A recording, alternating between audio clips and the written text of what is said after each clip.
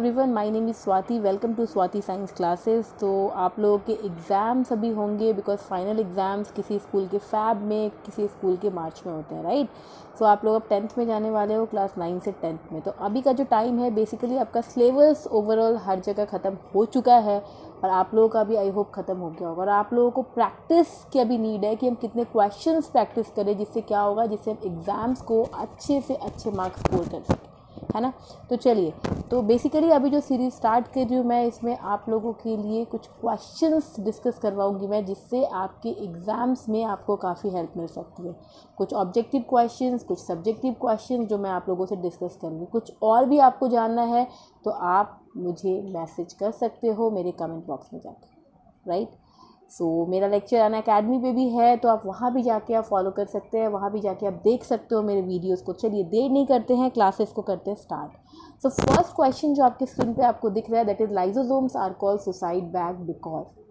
क्यों होता है सुसाइड बैग, है ना। तो यहाँ पे आपके पास 5 ऑप्शंस मेंशन है। अगर आप देखो, the first option is it causes the cell to break it cell membrane causing death. दूसरा, it kills the surrounding cells by releasing enzymes. Third, the enzymes are capable of digesting cells. Fourth is all of the above, and fifth is none of the above. तो lysosomes को suicidal bag इसलिए बोला जाता है क्योंकि वो cell को break करके, है ना, अपने आप को डेथ, मतलब कॉजिंग डेथ। तो A option is also correct. B की अगर बात करूँ मैं, तो बी भी करेक्ट है क्योंकि वो एंजाइम रिलीज करता है ना। एंड सी ऑप्शन इज कि वो डाइजेस्टिव सेल्स होता है, वो कैपेबल होता है उस एंजाइम्स में कि वो सेल को क्या करे, डाइजेस्ट कर सके। सो that's why option D is the correct answer. Next question पे मूव ऑन करेंगे। Question number 2। क्वेश्चन नंबर 2 कहता है one of the following is not true about cardiac muscles. इसमें से कौन सा ऐसा है जो कार्डियक मसल्स के बारे में करेक्ट नहीं है। तो अगर आप देखो यहाँ ऑप्शन, तो they can be controlled, they lack mitochondria, cells are binucleate, found outside the heart such as the digestive tract. तो यहाँ पे अगर आपसे ऐसा क्वेश्चन पूछा जाए तो यहाँ पे नॉट ट्रू सारे ही है ना। तो ये दे कैन बी कंट्रोल, कभी कंट्रोल नहीं कर सकते आप कार्डियक मसल्स को। हार्ट अटैक कैसे आता है, आप देखते हो उस समय क्या कंट्रोल होता है हमारे हाथ में, नहीं होता। सो that's why they can B control, not they can not be control होता, तो that is the correct answer, right. So that's why option E is the correct answer. Next question पे मूव ऑन करेंगे। Dash is not found in xylem tissue. इसमें से कौन सा ऐसा है जो जाइलम टिश्यू में आपको देखने को नहीं मिलता है। Sieve tube, xylem parenchyma, tracheid, vessels, none of the above. देखो, जाइलम पैरेन्चाइमा आपको देखने को मिलेगा, ट्रैकियार्ड्स भी मिलेगा, वेशल्स भी मिलेगा, लेकिन सीव ट्यूब जाइलम टिश्यूज में आपको नहीं देखने को मिलता है। So that's why option A is the correct answer. Next question पे मूव ऑन करेंगे। One of the following is not a function of the stomata. इसमें से कौन सा ऐसा है जो स्टोमाटा का फंक्शन नहीं है। The first one is directly participate in the process of photosynthesis. Second, help with the exchange of gases. Third, help to create water for pressure, forcing water upward. All of the above, none of the above. तो यहाँ पे अगर first option की मैं बात करूँ, that is directly participate in the process of photosynthesis, is not a function of the stomata. वो directly participate नहीं करता है, इनडायरेक्टली करेगा लेकिन डायरेक्टली पार्टिसिपेट नहीं करेगा। So that's why A option is the correct answer.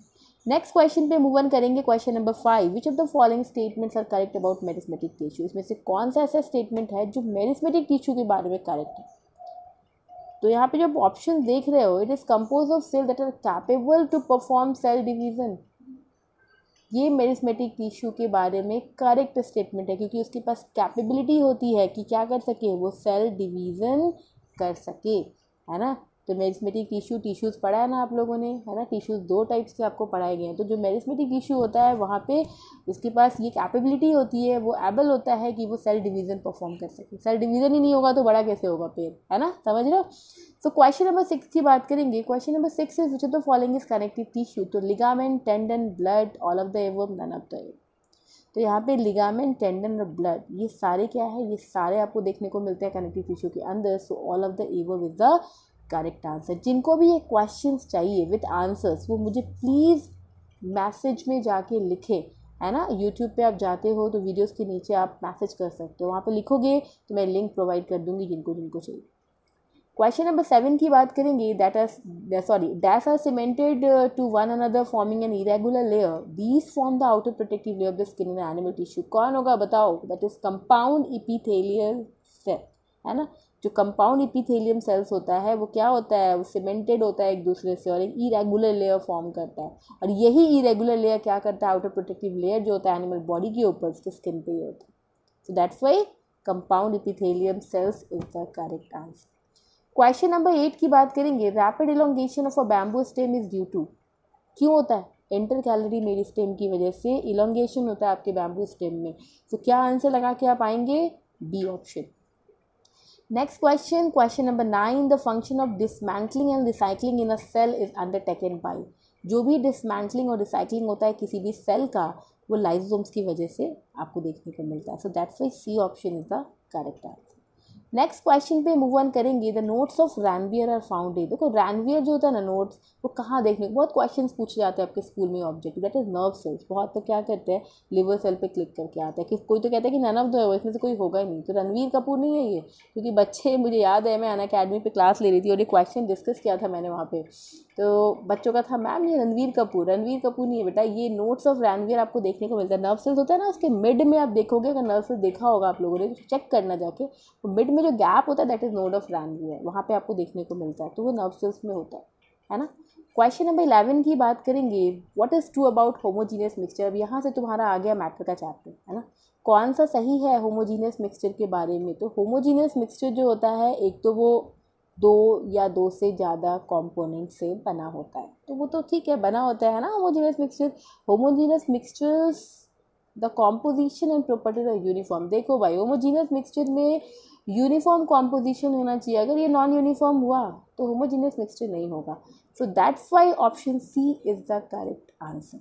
Next question पे move on करेंगे. Which of the following properties does not describe a compound. कौन सा ऐसा प्रॉपर्टीज़ है जो कंपाउंड को डिस्क्राइब, चलिए ढूंढिए कौन सा ऐसा प्रॉपर्टीज़ है. पहला, it is composed of 2 or more elements है. It is a pure substance. It cannot be separated to constitute by physical means. It is a mix in any proportion by mass. देखो 3 तो हैं, लेकिन जो ये last वाला कह रहा है it is mixed in any proportion by मास. पानी बनाना है और हम क्या करेंगे, हाइड्रोजन के मॉलिक्यूल 3 ले लेंगे और ऑक्सीजन के 1 ले लेंगे. पानी बनाना पॉसिबल है क्या? नहीं है. सो एक फिक्स प्रोपोर्शन होना चाहिए. एनी प्रोपोर्शन में हम कोई भी कंपाउंड फॉर्म नहीं कर सकते हैं. अगर हमें पानी बनाना है तो हमें हाइड्रोजन के 2 मॉलिक्यूल्स और ऑक्सीजन के 1 मॉलिक्यूल्स ही लेना है, तो वाटर फॉर्म होगा. Right. So this is question number 12. Question number 13 की बात करेंगे. In the tincture of iodine find the solute and solvent. तो जो आयोडीन है वो हमारा सॉल्यूट है, अल्कोहल हमारा सॉल्वेंट है, क्योंकि सॉल्वेंट वो होता है जो हम हायर क्वांटिटी में लेते हैं और जो लेसर क्वांटिटी में लेते हैं दैट इज़ योर सॉल्यूट. तो आई होप अच्छा लगा होगा आपको ये सेशंस. बहुत सारे सेशंस हैं, है ना. कुछ ऐसा पढ़ना है एग्ज़ाम्स के लिए, आपको हेल्प चाहिए तो आप मुझे मैसेज कीजिए. क्लास 9th के बच्चों, आपके लिए वो क्लास में लेके आऊँगी. Thank you so much for watching my channel. I hope, मैं चाहती हूँ कि मैं आपकी कुछ हेल्प कर सकूँ अपने चैनल के थ्रू. तो चलिए बाय बाय, मिलते हैं कल नेक्स्ट क्लास.